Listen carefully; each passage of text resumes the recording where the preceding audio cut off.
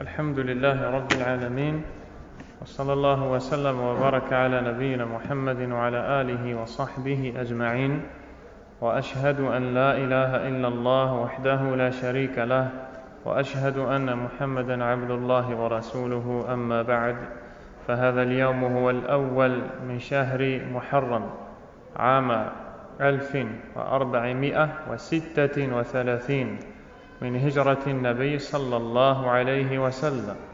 ندخل في الدرس 31 من كتاب الفصول في سيرة الرسول صلى الله عليه وسلم للعلامة ابن كثير رحمه الله.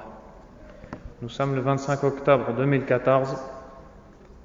Nous entrons dans le 31e cours de l'étude de la biographie de notre prophète bien-aimé sallallahu alayhi wa sallam, tiré du livre de l'imam Ibn Kathir rahimahullah, les chapitres dans la vie du messager.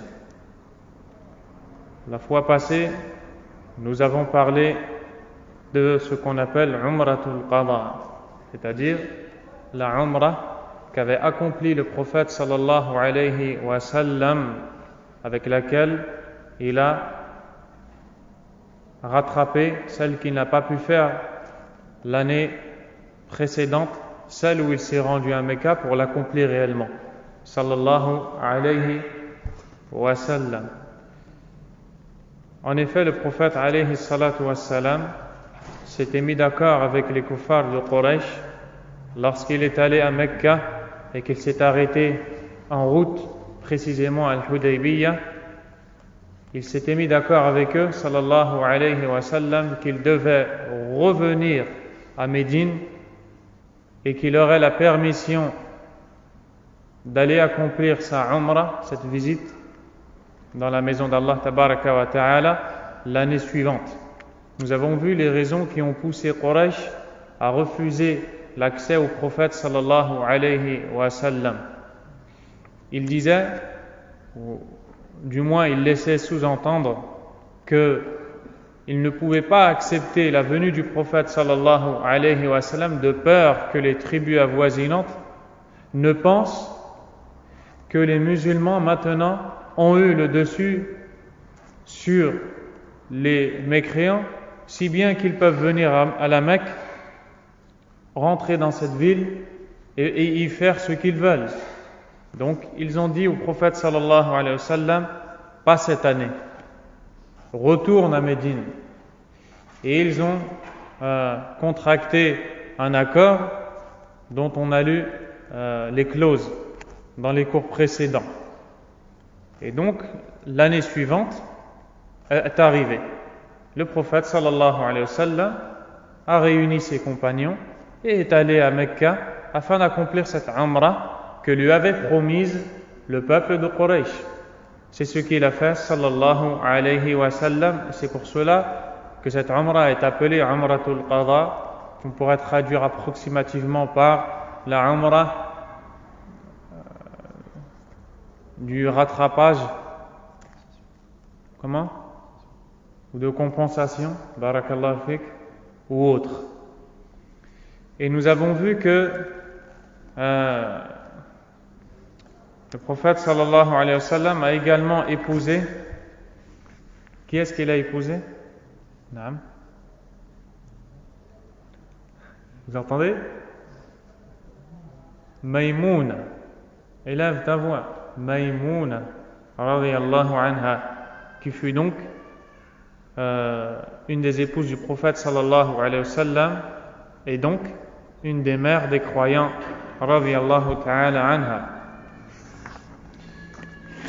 Aujourd'hui, nous allons voir l'expédition dite de la mission de Mu'tah. Et vous allez voir la particularité de cette mission, puisque le prophète sallallahu alayhi wa sallam avait pour habitude de désigner un commandant durant cette expédition qu'il envoyait, sallallahu alayhi wa sallam, lorsque lui n'y était pas. Et ici, vous allez voir qu'il a désigné plusieurs commandants. قال ابن كثير رحمه الله تعالى: فصل: ولما كان في جماد الآخرة من سنة 8 بعث صلى الله عليه وسلم الأمراء إلى مؤتة وهي قرية من أرض الشام ليأخذوا بثأر من قتل هناك من المسلمين فأمر على الناس زيد بن حارثة مولاه صلى الله عليه وسلم وقال إن أصيب زيد فجعفر بن أبي طالب فإن أصيب جعفر فعبد الله بن رواحة فخرجوا في نحو من 3000 وخرج صلى الله عليه وسلم معهم يودعهم إلى بعض الطريق فساروا حتى إذا كانوا بمعان بلغهم أن هرقل ملك الروم قد خرج إليهم في 100,000 ومعه مالك بن زافلة في 100,000 أخرى من نصارى العرب من لخم وجذام وقبائل قضاعة من بهراء وبلي وبلقين أو بلقين. Ibn Kathir rahimahullah ta'ala dit au mois de Jumad al-Akhira de l'an 8 de l'Hégire, le prophète sallallahu alayhi wa sallam envoya une armée à Mu'ta, une ville du Sham, avec pour mission de venger un musulman qui avait été tué, et plaça cette armée sous le commandement de Zayd ibn Haritha, son esclave affranchi, en disant: si Zayd est tué, alors Ja'far ibn Abi Talib prendra sa place, c'est-à-dire dans le commandement. Puis, si Ja'far est à son tour tué, Abdullah ibn Rawaha le remplacera, radiyallahu anhum ajma'in. L'armée, forte de 3000 hommes, quitta donc Médine avec le prophète sallallahu alayhi wa sallam, qui les accompagna une partie de la route avant de les saluer et de retourner à Médine. Mais, arrivés à Ma'an, c'est le nom d'un endroit, les musulmans furent informés que Hercule, l'empereur byzantin, venait à leur rencontre à la tête de 100,000 soldats, accompagnés d'une autre armée comptant près de 100,000 hommes également, ce qui fait 200,000. Devant combien? 3,000. Allahu Akbar. Accompagnés d'une autre armée comptant près de 100,000 hommes également, commandée par Malik ibn Zafila. Cette seconde armée était composée d'Arabes chrétiens il va citer les noms de tribus, de Lahm, de Judham et des tribus de Quda'a qui sont Bahra, Bali et Balqin. Ibn Kathir rahimahullah ta'ala nous parle ici de cette mission que l'on appelle Ba'ath Mu'ta, la mission de Mu'ta. Ce n'est donc pas une razwa, une mission à laquelle a participé le prophète sallallahu alayhi wa sallam. Même si certains historiens l'ont nommé razwa. Souvenez-vous que razwa est le nom que l'on donne à l'expédition militaire à laquelle participe le prophète sallallahu alayhi wa sallam. Sariya, c'est le nom qui est donné à celle où il n'est pas participant sallallahu alayhi wa sallam et qui a lieu au cours de la nuit. Et Ba'ath, c'est la mission en général qui a lieu au cours du jour, même si des fois certains historiens utilisent ce nom pour celle-ci ou le contraire, Sariya ou Ba'ath. Donc le prophète n'y a pas participé. Il a décidé d'envoyer ses compagnons sallallahu alayhi wa sallam pour une raison qui est que, souvenez-vous qu'après le traité qu'avait conclu le prophète sallallahu alayhi wa sallam ou contracté avec le peuple de Quraysh, il s'était mis d'accord qu'il n'y avait plus de combat, ou qu'il du moins ne devrait plus y avoir de combat pour une période de 10 ans, ce qu'on appelle la trêve.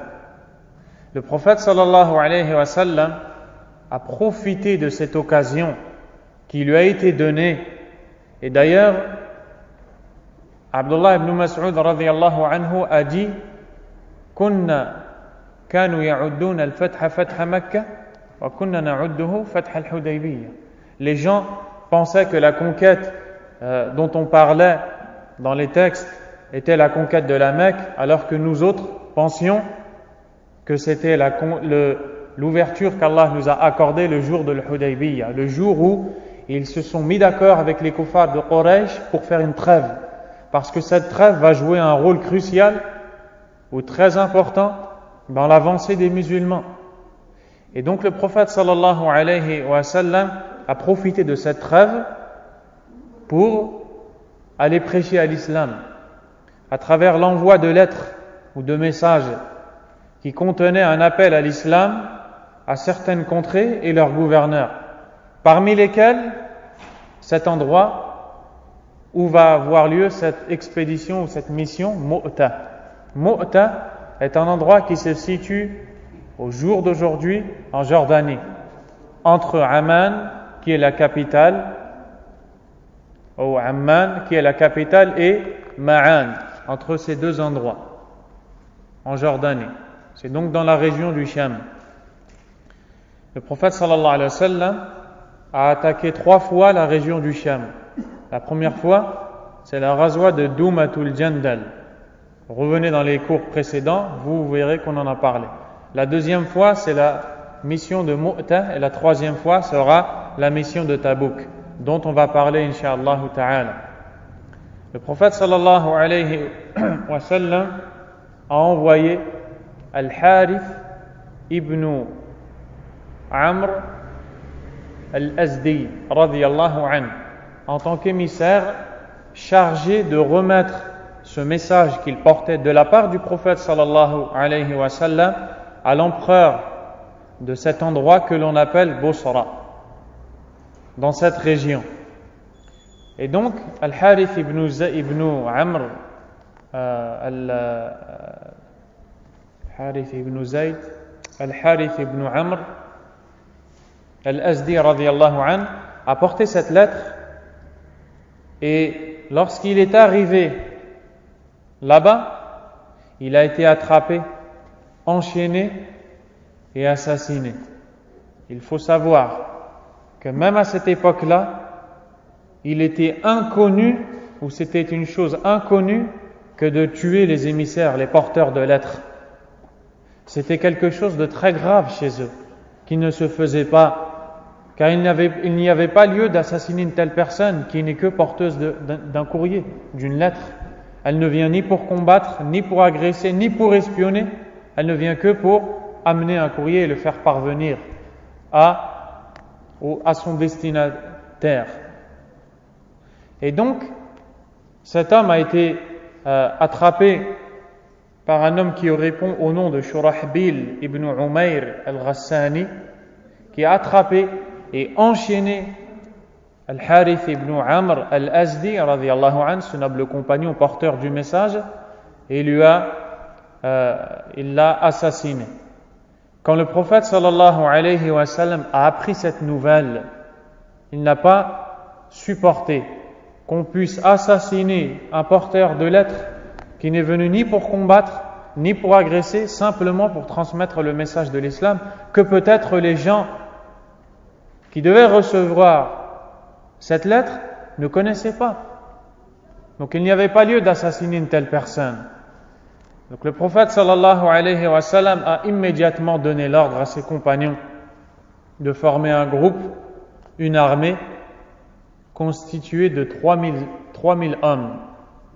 Et c'était donc la plus grande armée envoyée par les musulmans. C'est-à-dire que dans toutes les missions précédentes, le nombre de musulmans n'a jamais atteint cette grandeur. Ce n'est que pour la mission de Mu'ta que les musulmans étaient si nombreux. Ils étaient 3000. Et bien sûr, après la conquête de la Mecque, les musulmans vont être 10 000. Mais au jour d'aujourd'hui, le jour de Mu'ta, ils sont 3000.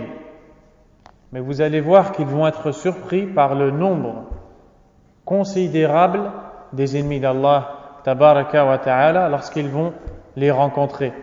Ibn Kathir rahimahullah ta'ala raconte que le prophète sallallahu alayhi wa sallam, pour venger cet homme qui était porteur de la lettre, a envoyé les sahaba radiyallahu anhum, les 3000 compagnons, afin de conquérir Mu'ta, au minimum venger leurs compagnons.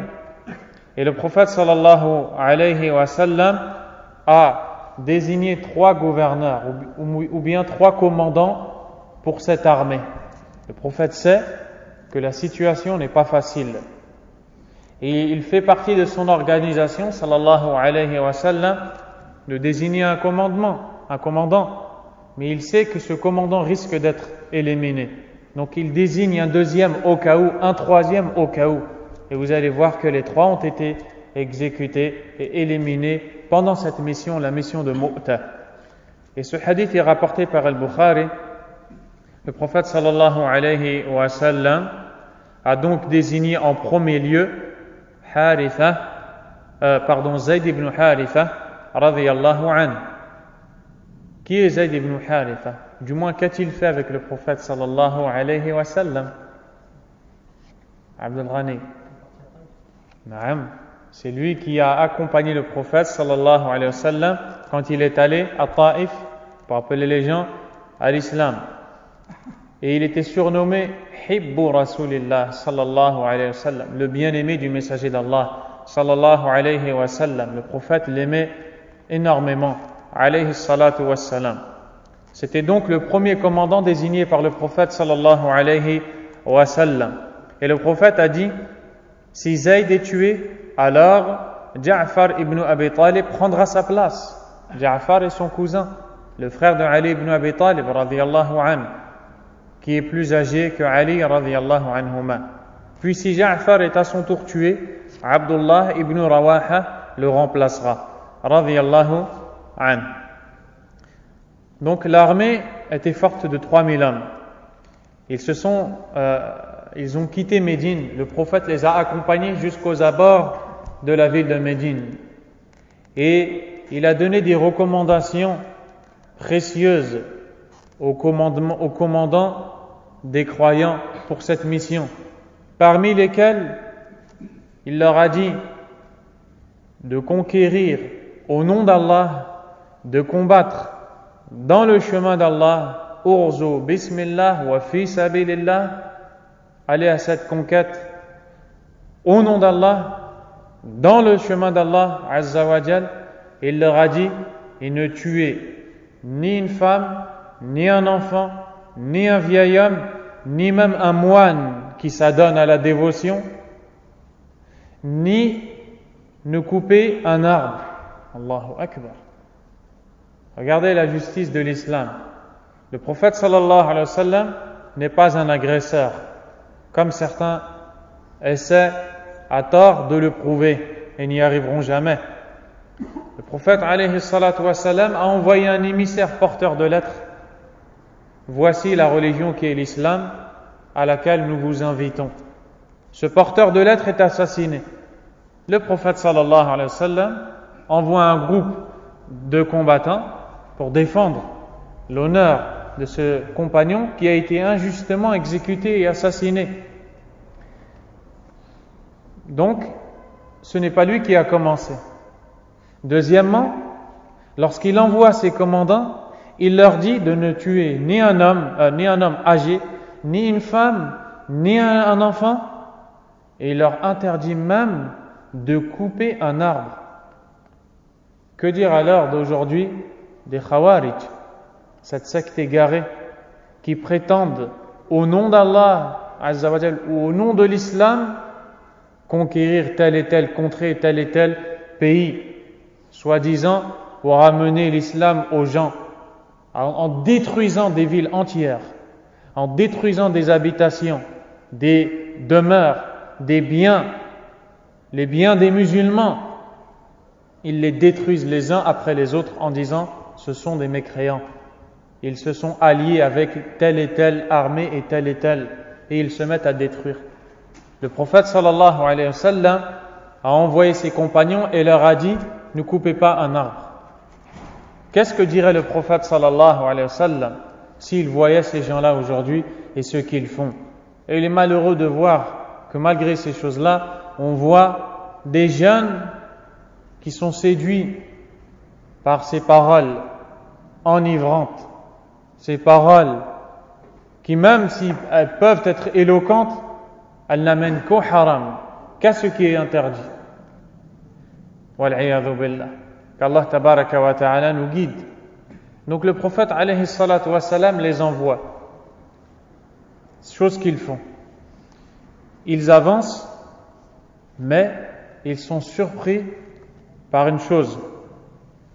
Mais arrivés à Ma'an, les musulmans furent informés que Hercule, l'empereur byzantin, venait à leur rencontre à la tête de 100 000 soldats. Les savants historiens ont divergé, pas sur le nombre des soldats, sur la participation de Héracl, l'empereur des Byzantins. Et les Byzantins, à l'époque, c'était une armée connue pour sa force. C'est une armée inébranlable. Et donc, il a envoyé 100 000 hommes. Et on ne sait pas s'il a participé ou non. C'est un sujet de divergence chez les historiens. Quoi qu'il en soit, il y avait 100 000 hommes. Il y avait également, avec ces 100 000 hommes, 100 000 hommes qui étaient dirigés par Malik ibn Zafila et qui étaient issus de tribus chrétiennes arabes. Ce qui fait un total de 200 000 hommes. Quand ils partent, ils sont 3 000. C'est la plus grande armée qu'ils envoient depuis. Mais ils font face à 200 000 hommes. Ensuite, sachez que les historiens ont quand même divergé sur le nombre, du moins l'exactitude du nombre.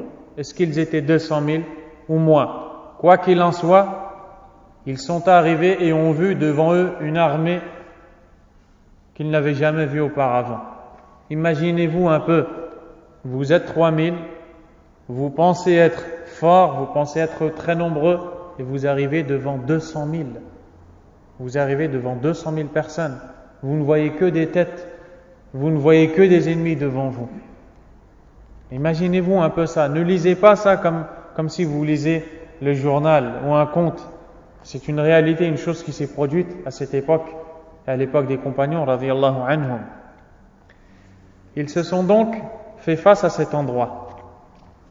قال ابن كثير رحمه الله فاشتور المسلمون هناك وقالوا نكتب إلى رسول الله صلى الله عليه وسلم يأمرنا بأمره أو يمدنا فقال عبد الله بن رواحة رضي الله عنه يا قوم والله إن الذي خرجتم تطلبون أمامكم يعني الشهادة وإنكم ما تقاتلون الناس بعدد ولا قوة وما نقاتلهم إلا بهذا الدين الذي أكرمنا الله به فانطلقوا فهي إحدى الحسنيين إما ظهور وإما شهادة فوافقه القوم فنهضوا فلما كانوا بختوم البلقاء لقوا جموع الروم فنزل المسلمون إلى جنب قرية مؤتة والروم على قرية يقال لها مشارف ثم التقوا فقاتلوا قتالا عظيما. Ibn Kathir rahimahullah ta'ala dit: une discussion s'engagea alors parmi les musulmans sur l'attitude à adopter. Donc ils se sont concertés. Qu'est-ce qu'on doit faire? Ils sont 200 000 et nous sommes 3 000. Certains proposèrent d'envoyer un message au prophète sallallahu alayhi wa sallam, qui leur indiquerait alors la démarche à suivre ou leur enverrait des renforts. Ils ont dit: il faut que l'on envoie une personne au prophète sallallahu alayhi wa sallam pour lui informer de la situation. Soit le prophète nous donne un ordre de continuer, alors on exécute, ou bien il nous donne de l'aide et il nous emmène du renfort sallallahu alayhi wa sallam. Abdullah ibn Rawaha radiyallahu anhu leur dit alors: ô vous les gens, par Allah, la raison pour laquelle vous vous êtes engagés dans cette expédition se trouve devant vous. Il leur a dit: la chose pour laquelle vous êtes sortis est devant vous. Pourquoi est-ce qu'ils sont sortis? Pour la récompense d'Allah tabaraka wa ta'ala qu'ils vont gagner s'ils sont tombés dans le but de conquérir ou bien de secourir la religion d'Allah subhanahu wa ta'ala. Il leur dit: et vous ne combattez pas l'ennemi par votre nombre ou vos forces. Voici la vraie arme des musulmans qu'il va nous dicter. Nous ne les combattons qu'avec cette religion par laquelle Allah nous a honorés. Alors, en avant, et sachez que s'offre à nous l'une des deux possibilités d'une heureuse alternative, la victoire ou le martyre. Il leur dit: ils sont 200 000 et nous sommes 3 000. C'est ce qui fait naître chez vous cette hésitation. Pourquoi est-ce que vous êtes sortis? Est-ce que c'est pour le nombre? Vous êtes sortis pour le martyr. Vous allez l'avoir. Peu importe qu'ils sont 200 000, même 800 000, même 1 million, même 1 milliard. Vous êtes sortis pour une chose, cette chose est devant vous. Il n'y a aucun obstacle entre vous et cette chose. Avancez. Subhanallah. Des gens qui ont été éduqués par le prophète sallallahu alayhi wa sallam et qui n'ont rien à voir avec les khawarij, qabbahahumullah, qu'Allah les enlaidisse, qui font du mal et qui salissent la religion d'Allah dans les cœurs des gens. Et donc, il a décidé de donner ce conseil qui a été un encouragement pour eux, puisqu'après celui-ci, ils ont avancé. Il dit: les musulmans furent convaincus par ces paroles et reprirent la route. Parvenus à l'endroit que l'on appelle Tukhum al-Balqa, ils rencontrèrent les forces byzantines. Les musulmans installèrent leur campement à proximité de la ville de Mu'ta, tandis que le camp byzantin se trouvait dans une ville appelée Masharif. Les deux armées engagèrent les combats qui furent d'une âpreté inouïe. Subhanallah, vous allez voir que les historiens ont cité que seulement 12 musulmans ont été tués.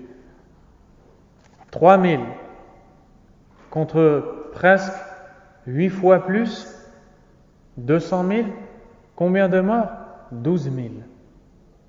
A dit vrai cet homme qui a dit: on ne combat pas avec la force, on ne combat pas avec les armes, on combat avec la aqida, on combat avec le tawhid, on combat avec la croyance en l'unicité d'Allah tabaraka wa ta'ala. On défend notre religion avec la connaissance que l'on a de la puissance d'Allah, de la capacité qu'il a à changer les choses, à inverser les choses, à guider les cœurs, à égarer des gens, à éradiquer l'ennemi, à faire ce qu'il veut. C'est avec cette arme que nous combattons. Lui, quand il n'a plus de munitions, nous on en a encore plus. Al-Iman. C'est l'éducation qu'a donné le prophète sallallahu alayhi wa sallam. Et donc, il y a eu ce combat entre eux. قال رحمه الله: وقتل أمير المسلمين زيد بن حارثة رضي الله عنه والراية في يده، فتناولها جعفر ونزل عن فرس له شقراء فعقرها وقاتل حتى قطعت يده اليمنى، فأخذ الراية بيده الأخرى فقطعت أيضا فاحتضن الراية، ثم قتل رضي الله عنه عن 33 سنة على الصحيح، فأخذ الراية عبد الله بن رواحة الأنصاري رضي الله عنه وتلوم بعض التلوم، ثم صمم وقاتل حتى قتل. فيقال إن ثابت بن أقرم أخذ الراية وأراد المسلمون أن يؤمروه عليهم فأبى، فأخذ الراية خالد بن الوليد رضي الله عنه فانحاز بالمسلمين وتلطف حتى خلص المسلمون من العدو ففتح الله على يديه. Ibn Kathir rahimahullah ta'ala nous dit: les musulmans installèrent leur campement à proximité de la ville de Mu'ta, tandis que le camp byzantin se trouvait dans une ville appelée Masharif. Les deux armées engagèrent les combats qui furent d'une âpreté inouïe. C'est-à-dire, ces combats étaient féroces et atroces. Le commandant des musulmans, qui était Zayd ibn Haritha radiyallahu anhu, fut tué l'étendard à la main, car le prophète sallallahu alayhi wa sallam lui avait confié la mission de tenir l'étendard et de l'élever. Et chose qu'il a faite, radiyallahu anhu. Et il a été combattu jusqu'à ce que on lui coupe sa main. Ja'far se saisit alors de la bannière musulmane, donc ceci avant qu'on lui coupe sa main. Il était sur sa monture, il combattait. Il est descendu de celle-ci. Ja'far saisit alors. En fait, j'ai fait un mélange. Je reprends du début. Zayd ibn Haritha radiyallahu anhu a été tué alors qu'il portait l'étendard. Ensuite, Ja'far radiyallahu anhu est descendu de sa monture et il s'est saisi de l'étendard. Il descendit de son cheval qu'il mit à mort. Subhanallah. Certains historiens ont dit que pour ne pas fuir, il est descendu de son cheval et l'a tué. Je ne peux plus me sauver. Je n'ai plus de cheval pour me sauver. Je suis obligé de rester ici. Subhanallah. Et donc il a combattu. Il dit, rahimahullah, il lutta ensuite jusqu'au moment où sa main droite fut tranchée. Il tint alors la bannière de la main gauche qui fut elle aussi coupée par l'ennemi. Donc il prend le drapeau, il le tient. Ce drapeau, il sert à quoi? Il sert à guider les musulmans. Il sert à rassembler les musulmans dans cet endroit et montrer que les musulmans sont encore là. L'homme vient et lui coupe la main. Le drapeau tombe. Il n'a plus de main. Il saigne, il souffre. Et qu'est-ce qu'il fait? Il ramasse le drapeau avec l'autre main. Où est-ce qu'on a vu ça, subhanallah? Il ramasse le drapeau avec l'autre main et il lève la main. Les ennemis arrivent et lui coupent sa deuxième main. Il n'a plus de main. Avec ce qui lui reste de ses bras, il ramasse le drapeau et il le lève comme ça. Ces gens-là, ils vivent pour la ilaha illallah. Ils ne vivent pas pour la dunya. Ils ne vivent pas pour rechercher quelque chose de ce monde-là. Ils veulent plaire à Allah. Tant qu'ils respirent, ils veulent plaire à Allah. Le sang est en train de couler, mais il en reste un peu encore dans le corps. Tant que ce peu reste dans le corps et circule, ils veulent plaire à Allah, subhanahu wa ta'ala. Il dit, il tint alors la bannière de la main gauche qui fut elle aussi coupée par l'ennemi. Il entoura alors l'étendard de son corps jusqu'à être tué à l'âge de 33 ans, selon l'avis le plus juste. Donc il tient avec ses deux bras jusqu'à être tué. Vous savez ce que nous rapporte l'imam al-Bukhari rahimahullah. Il nous dit que le prophète sallallahu alayhi wa sallam a dit Ra'aytu Ja'far yatiru fil jannah bi janahayn ma'al malaika. L'imam al-Bukhari dit que le prophète sallallahu alayhi wa sallam a dit j'ai vu au paradis Ja'far voler avec les anges, il avait deux ailes. La ilaha illallah. Pourquoi est-ce qu'il avait deux ailes? Parce qu'il a perdu ses mains pour Allah tabaraka wa ta'ala. Et Allah lui a donné meilleur que ça. Au paradis, il aura des ailes avec lesquelles il volera. Et il y a même une version où on nous dit qu'il vole avec Jibril. Radiyallahu ta'ala an. Et Omar ibn al-Khattab, radiyallahu an, quand il saluait, ou Abdullah ibn Omar, si mes souvenirs sont bons, quand il saluait le fils de Ja'far ibn Abi Talib, il lui disait Assalamu alayka yabna dhil janahayn. Que le salut d'Allah soit sur toi, ô l'enfant de celui qui a deux ailes. Subhanallah. Et donc, c'est ainsi qu'il fut tué. Abdullah ibn Rawaha al-Ansari radiyallahu an se saisit alors de l'étendard.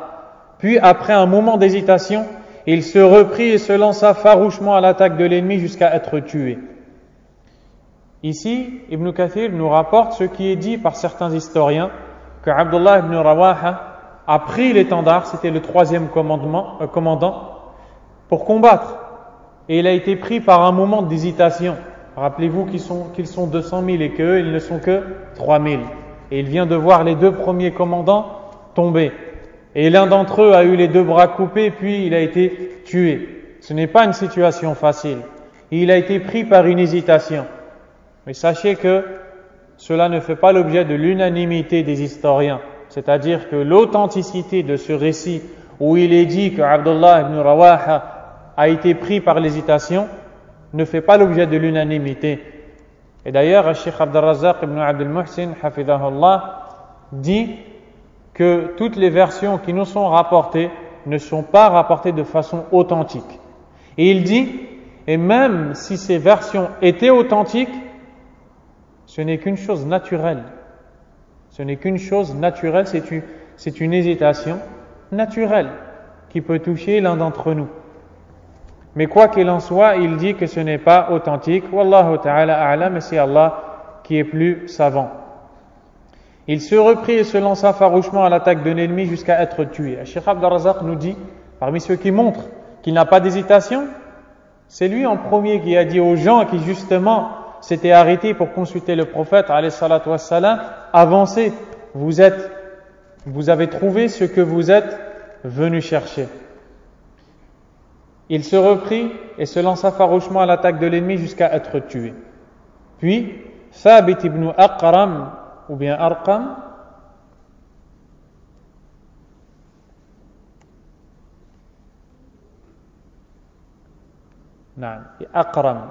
Thabit ibn Aqram, dit-on, prit l'étendard.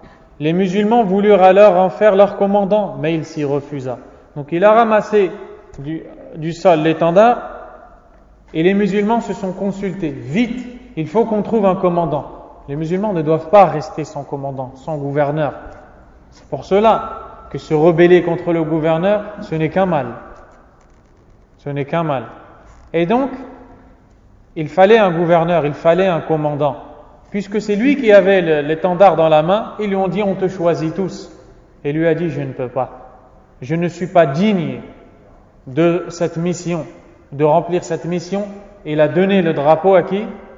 Khalid ibn al-Walid, radiyallahu anhu, ce qui nous amène à parler de sa conversion. Khalid ibn al-Walid, radiyallahu anhu, et c'est comme une parenthèse que l'on fait pour revenir au sujet. Khalid ibn al-Walid, radiyallahu anhu, s'est converti justement à l'islam après Umratul Qadha, après la Umrah de compensation. Le prophète sallallahu alayhi wa sallam est stratégique.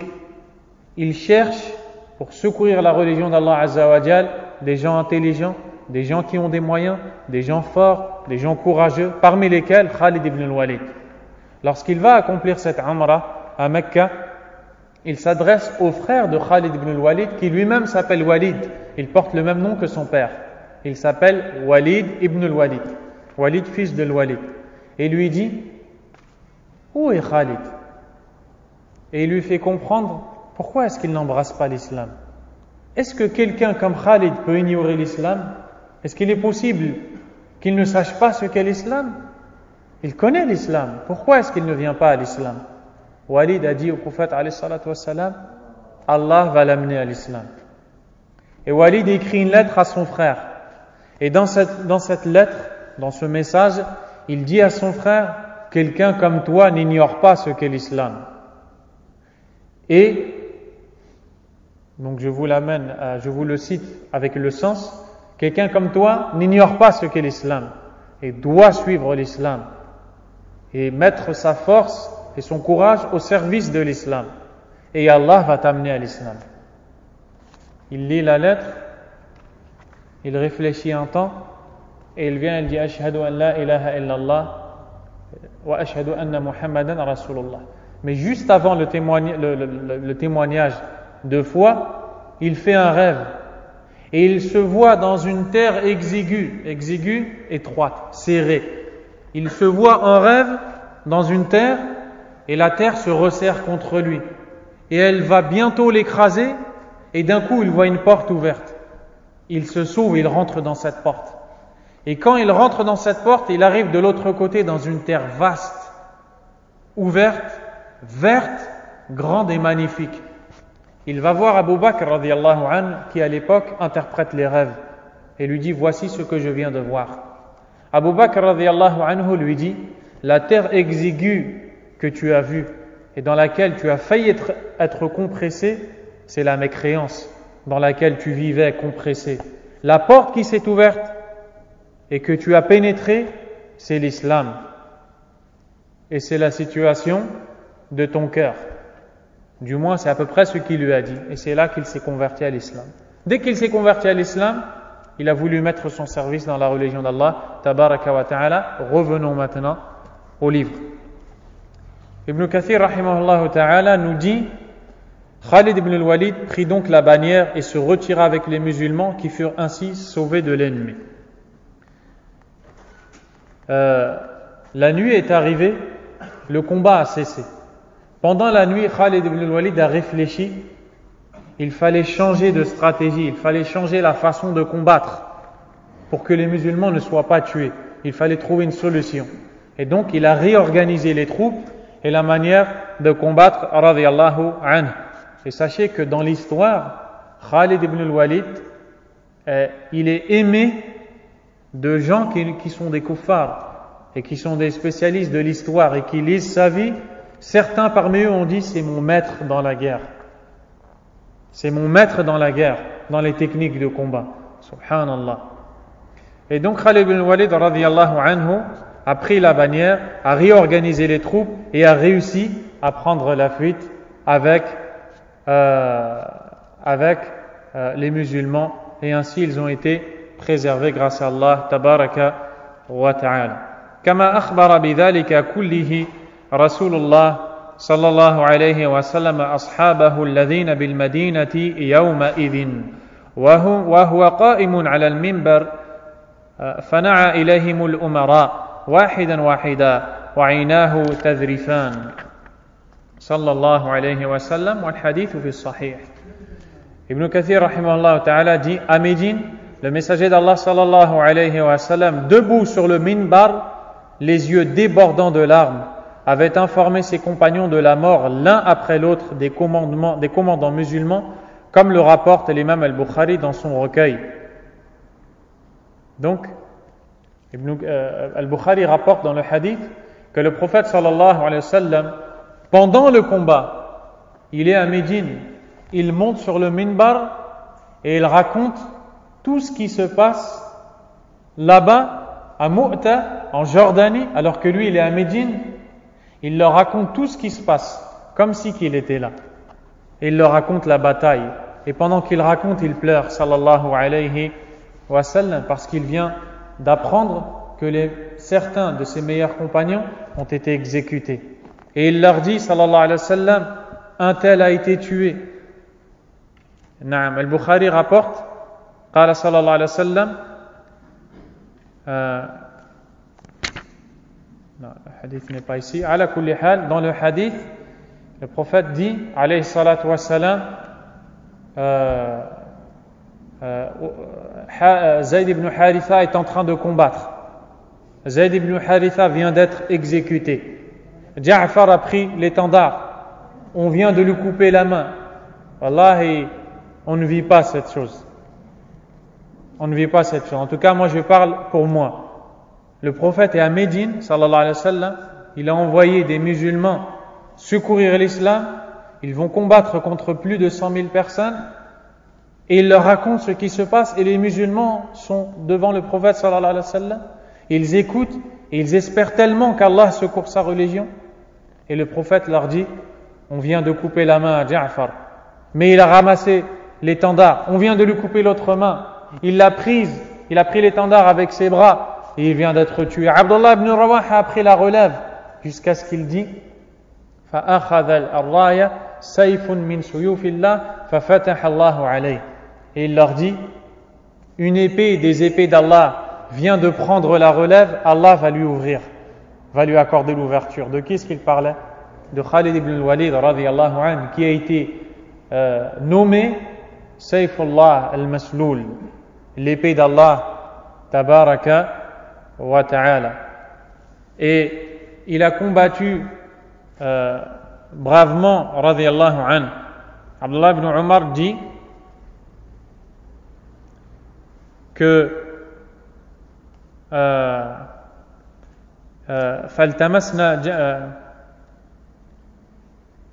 non, ce n'est pas Abdullah ibn Umar radiyallahu anhu qui dit, c'est lui-même Khalid ibn al-Walid radiyallahu anhu qui dit: j'ai cassé 9 épées à Mu'ta.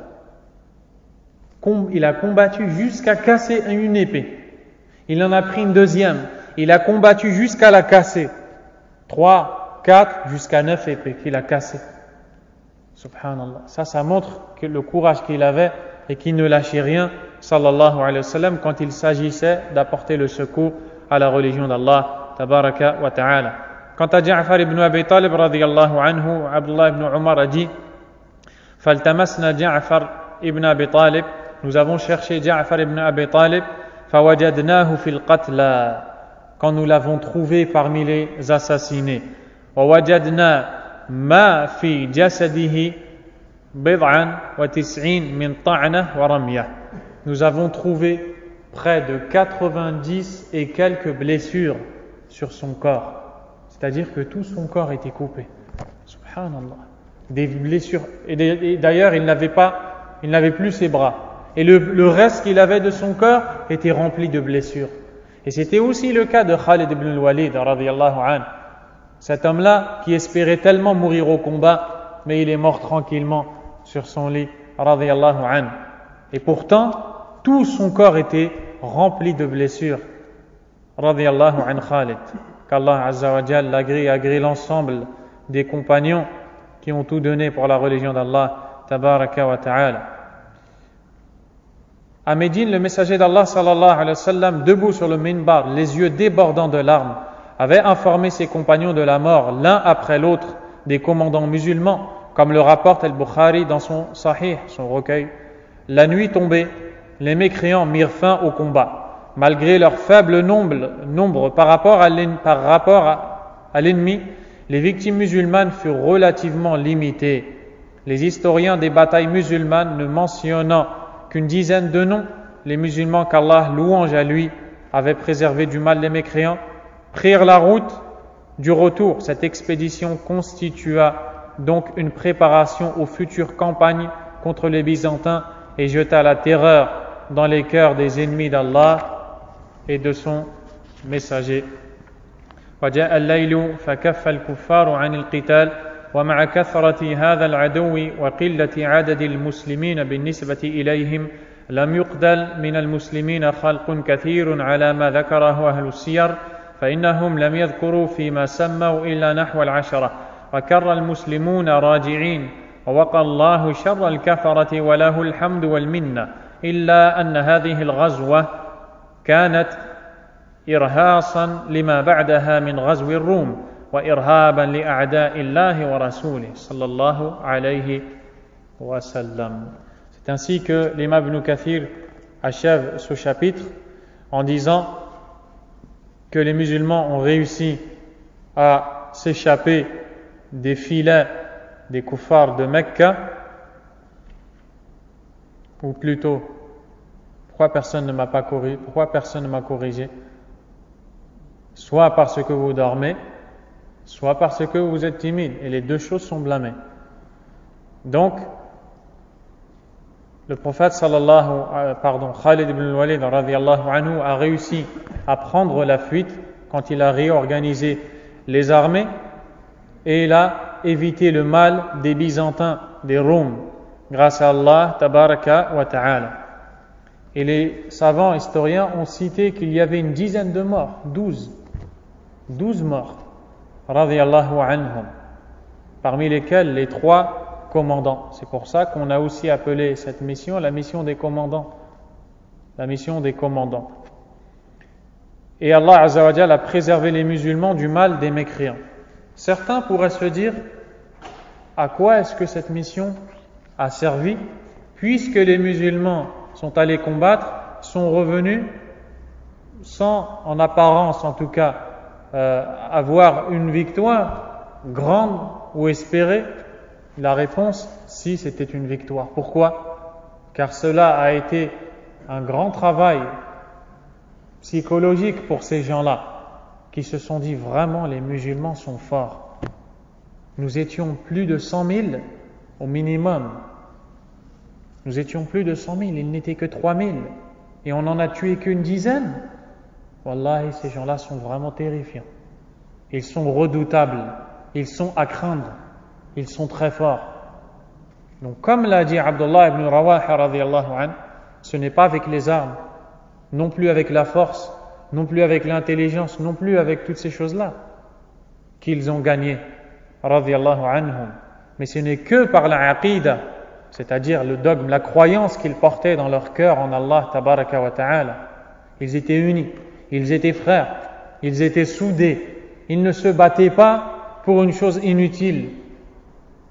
Ils avançaient, main dans les mains, bras dans les bras, radiyallahu anhum. C'est pour ça qu'Allah Azza wa Jal les a secourus. Et cette mission a été une grande préparation pour la prochaine attaque que vous allez voir, qui est Fathu Mecca, la conquête de la Mecque, qui est le prochain chapitre qu'on va étudier plus tard, Inch'Allah Ta'ala, au prochain cours, et aussi une grande terreur jetée dans les cœurs des Roums. Les Roums, les Byzantins, savent combien ils sont forts. Ils viennent de voir qu'ils n'ont pas réussi à éliminer 3000 personnes alors qu'ils sont plus de 100 000. Et après, ils vont être combattus par les musulmans et vaincus grâce à Allah Tabaraka wa Ta'ala. On s'arrête ici. Wallahu a'lam wa sallallahu wa sallam wa baraka ala nabiyyina Muhammadin wa ala alihi wa ashabihi ajma'in. Subhanakallahumma wa bihamdik. Ashhadu an la ilaha illa ant. Astaghfiruka wa atubu ilayk.